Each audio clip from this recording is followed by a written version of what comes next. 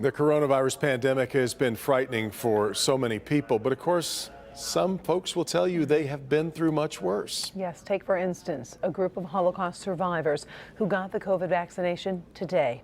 As Priya Mann reports, these people can really put things in perspective. We've seen video of our most vulnerable getting vaccinated, but these are Holocaust survivors. They've been through more than most of us ever will, so we wanted their take on what we're all experiencing.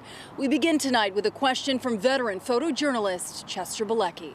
As far as this pandemic goes, did you ever think in your long lives you ever see something like this? Never. No.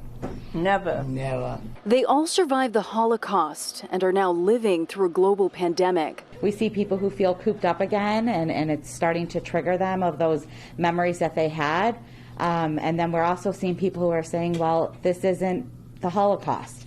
We know that we're going to be safe and we're able to get out. On Friday, about 100 Holocaust survivors got COVID vaccinations from the Oakland County Health Division at Jewish Family Service in West Bloomfield. I believe now that it's going to help tremendously. I'm lucky that I have my daughter. Otherwise, it's very hard. They've arguably seen the worst of humanity, and their perspective during a deadly pandemic is unparalleled. I was the lucky one that I survived. And the people should realize they're here only on borrowed time. They're here to live with other people. They will help not only mentally, but even physically. What's your name? Anna. Anna? All right. I'll be nice.